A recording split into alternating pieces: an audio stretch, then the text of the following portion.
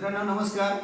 आज आपण रेटवडी या ठिकाणी आलो आहोत. रेटवडी या ठिकाणी आय ड्रॉपचा एक जबरदस्त असा रिझल्ट आलेला आहे.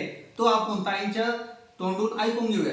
ताई नमस्कार. नमस्कार. नाव काय तुमचं? मंदावळा रेटवडी. राहायला कुठे आहे तुम्ही? घाटवस्ती. रेटवडी मध्ये घाटवस्तीमध्ये आहात. तुम्हाला काय त्रास होता? डोळ्यांचा.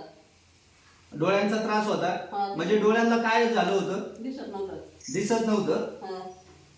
म्हणजे किती प्रमाण होतं दिसण्याचं? मग तुम्ही डॉक्टरकडे गेले होते का? हा. चेक केले होतं का? चेक केलं होतं, ऑपरेशन करायचं होतं. ऑपरेशन करायचं होतं. ऑपरेशनला काय भ्या वाटून नाही केलं. भीती वाटत होती? नाव पण दिलं होतं मला कळलं. नाव पण दिलं. नाव दिलं होतं, तुम्हाला हा. भीती वाटली म्हणून केलं नाही. हा. मग हे प्रोडक्ट तुम्हाला कोणी सांगितलं? गणेश गणेश डुबेंनी सांगितलं. हा.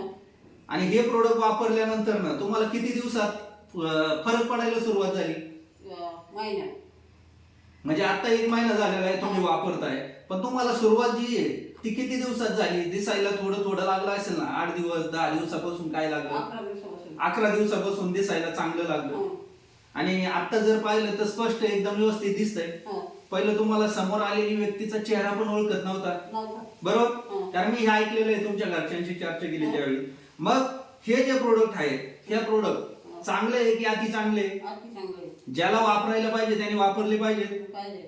म्हणजे ऑपरेशनला जायची गरज नाहीये याची, हा. बरोबर आहे? नाही. ऑपरेशनला नाही गेले तरी चालेल, घरच्या घरी बरे होणार आहे. हा. तर मित्रांनो, खरंच मी AWPL संस्थेचं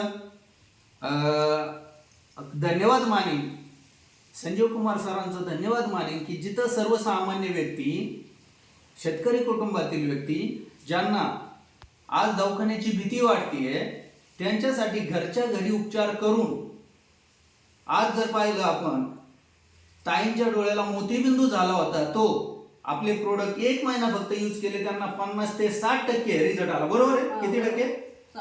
50 ते 60% रिझल्ट आलेला आहे. अशा प्रकारे जे कोणी ह्या आजाराने किंवा कुठल्याही आजाराने त्रस्त असेल ते हे प्रोडक्ट यूज करून घरच्या घरी बरे होऊ शकतात, एवढं सांगेल.